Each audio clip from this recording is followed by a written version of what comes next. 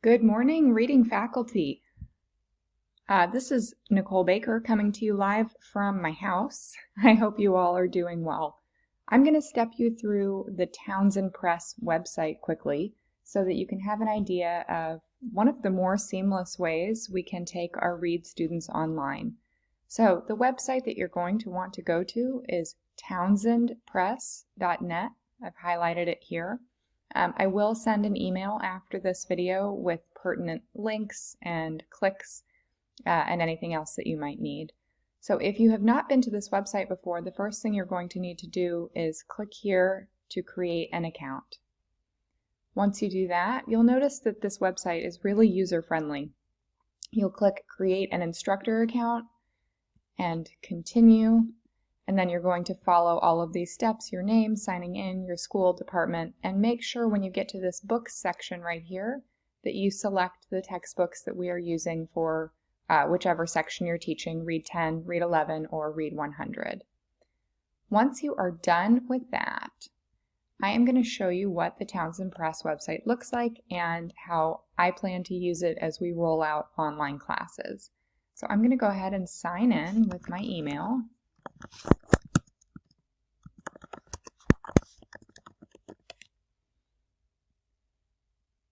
And you'll see that Townsend Press has granted free access to the Learning Center through June. So please keep in mind I sent you the access code that Townsend emailed to us with free access to the Learning Center for all of your students.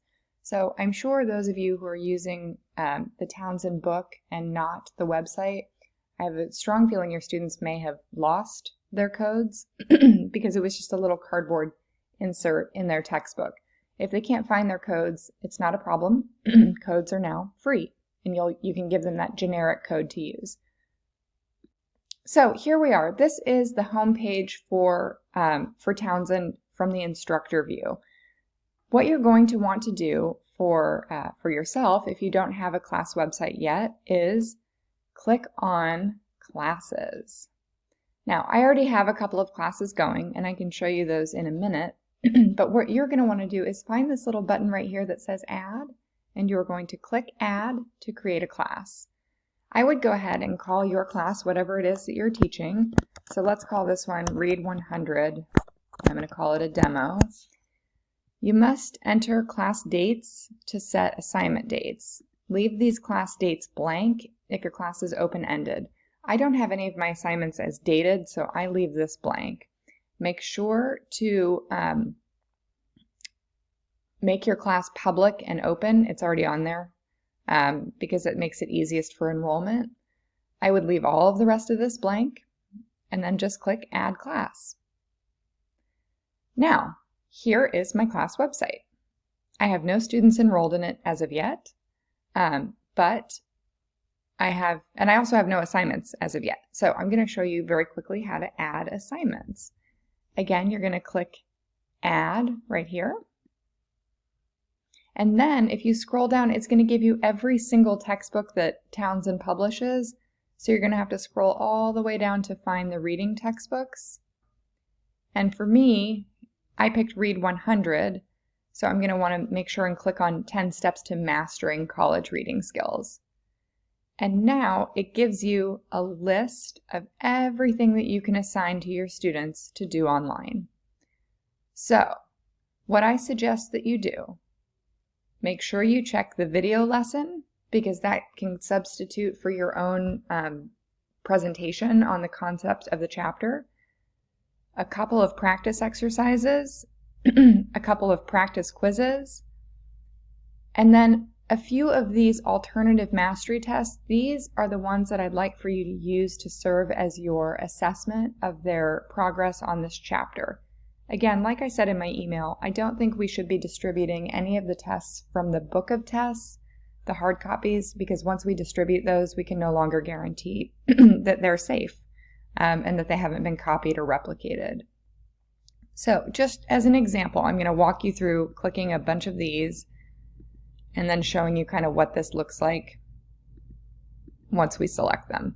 If you've already covered the first few chapters of the book, the first 5 chapters, likely, then there's really no need to include the first 5 chapters in your course unless you want to for students to review.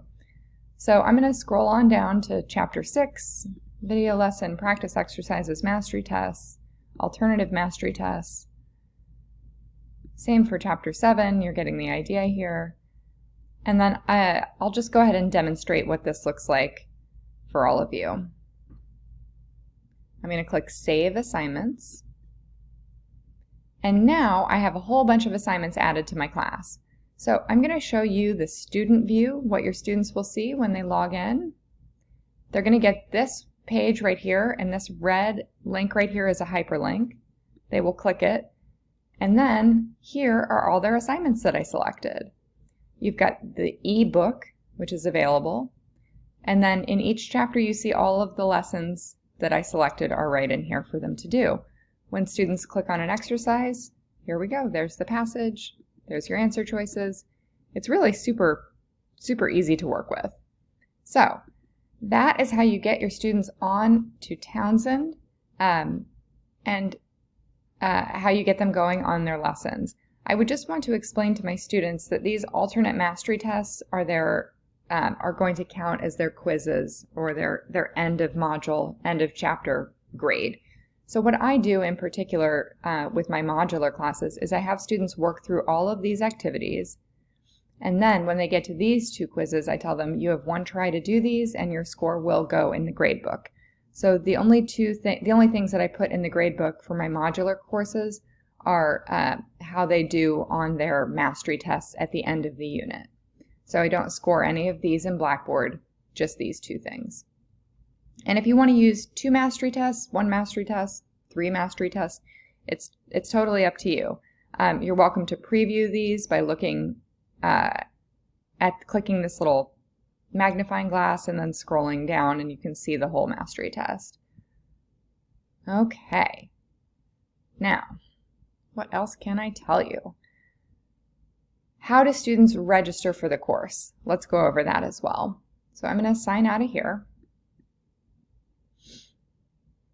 And then I'm going to click Create an Account again. And then you're going to have your students click Create a Student Account. They're going to put their name, click Continue, and then once they get to this Your Teacher and Your Class, when they put in MCC in the drop-down, there's going to be like a little arrow to click that'll say MCC. Then they'll say, what teacher are you enrolling with? And then they'll click a drop-down and they'll see your name. So as long as you've set up your class, your name will be on there. It's super easy. So if you would just direct your students to the townsendpress.net site and click Create an Account if they've not done so already, that's going to be enough instruction, generally speaking, to get them through the material, into the material. Okay, so how does all of this work in conjunction with Blackboard? That's the other thing I want to address with you. So there are a few options for how to incorporate this with Blackboard, and I'm going to go through them with you right this second. So on your Blackboard page, you've got all of your courses listed, the ones that you're teaching this semester, and you're going to want to do the kind of crash course in Blackboard training on MCC's Blackboard website. It's going to be listed in your courses as well. Mine's way down here at the bottom, Emergency Closure Training and Support. So if you get into this one, and this is kind of a side note, there is a Blackboard Basics tab right here that I emailed you about yesterday. That's going to be super helpful. But in the meantime, let me show you how I use Blackboard with Townsend Press. For my face-to-face modular classes, if you click on one of mine, for example, this is all you're going to see on my Blackboard page, announcements and grades. And in the announcements section, I posted a PowerPoint that goes with each chapter of the Townsend textbook. Now, this is a little bit frustrating because these PowerPoints are not available to assign to your students in the Townsend page, but I'll show you where they are available. Sorry, got to sign back in. What's my email?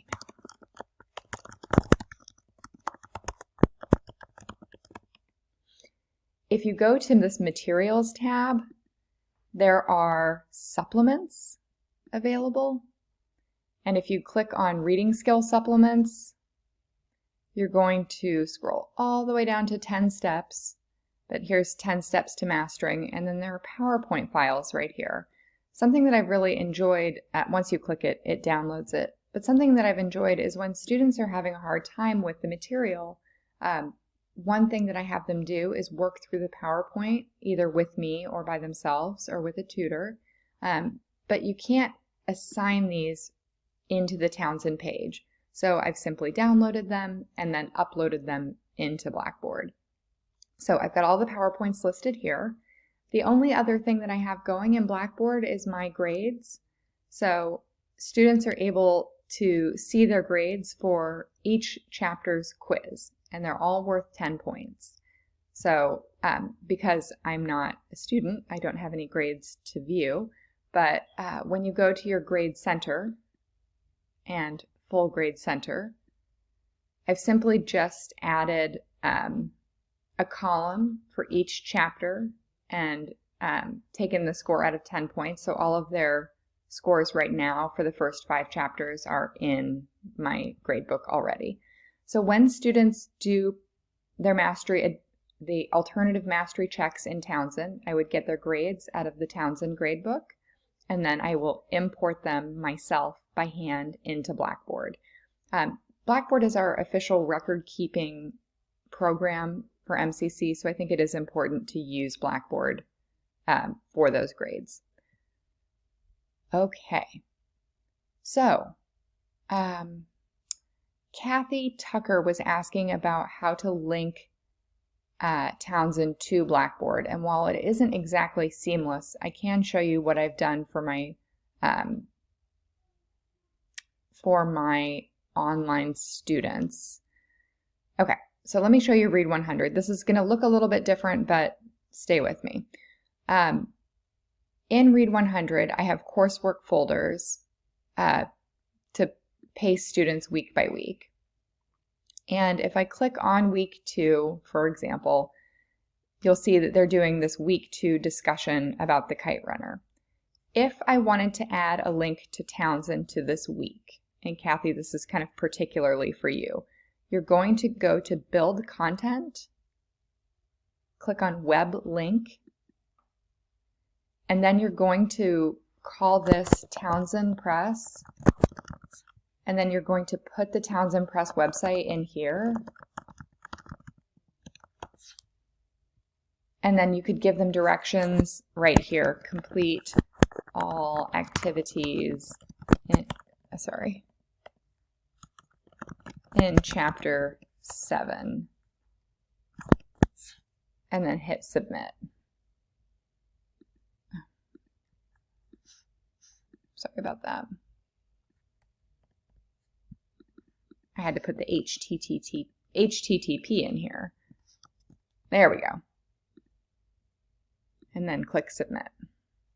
And then when you see your week 2 activities, students have a link to Townsend Press and directions. So they just click here and it's going to take them right to Townsend. So Kathy, I hope that helps you in particular for Read 100. For everybody teaching Read 10 and Read 11, I don't know that this is necessary. I am going to just continue on with an announcement that says go to townsendpress.net, register, begin work on your next module, and that your mastery check, your alternative mastery test will count as your assessment. This is a pretty short, pretty quick little update for you. I do encourage you to call me with any questions you have. I know you all have my phone number. We are going to be okay. This is going to be, hopefully smooth, but quite possibly not. Please reassure your students that we're going to get through this. It's all going to be fine. No one is going to be penalized in terms of grades or access to the internet because of the situation that we're in right now. Worst case scenario, students will keep their midterm grade as their grade for the course, although I'd like to avoid that if possible. Okay, reach out, be in touch, stay well, let me know what I can do for you. Take care, everyone.